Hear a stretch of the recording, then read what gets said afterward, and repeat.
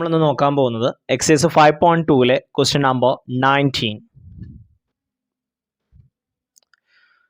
Okay, Subba Rao started working in 1995 at an annual salary of 5,000 rupees. Annual salary of 5,000 rupees and received an increment of 200 rupees each year. Okay, in which year did his income reach 7,000?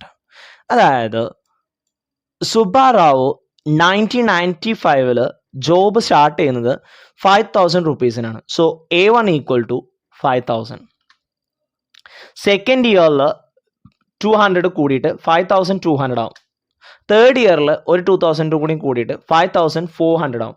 അങ്ങനെ കൂടി ഏത് ഇയറിലാണ് അയാൾക്ക് 7,000 salary കിട്ടുന്നത് എന്നുള്ളതാണ് ചോദ്യം. So ഇതിനെ നമുക്ക് 5,000, 5,200, 5,400 എന്നുള്ളൊരു അരിത്തമെറ്റിക് സീക്വൻസ് ആയിട്ട് കൺസിഡർ ചെയ്യാം. ഇതിലെ ലാസ്റ്റ് ഇയർ അല്ലെങ്കിൽ ലാസ്റ്റ് ടേം ആണ് 7,000. ഈ 7,000 എത്രാമത്തെ ടേം ആണെന്ന് കിട്ടിക്കഴിഞ്ഞാൽ എത്ര ഇയർ ആവും എന്നുള്ളത് നമുക്ക് കിട്ടും.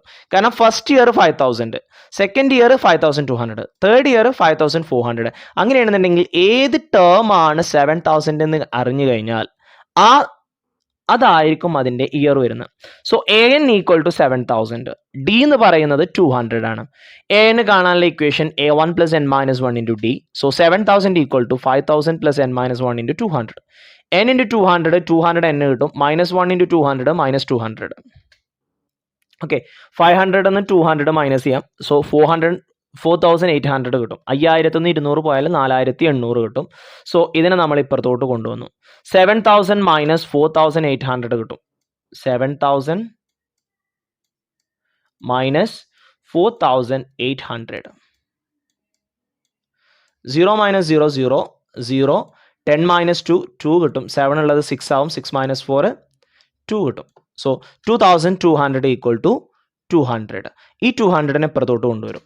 Okay, so 2,200 divided by 200. ഈ രണ്ട് സീറോയും ഈ രണ്ട് സീറോയും ക്യാൻസൽ ആയി പോകും. Then 22/2 it's 11.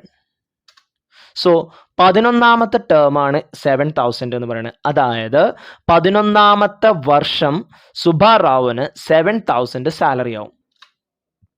Okay, so 11th year.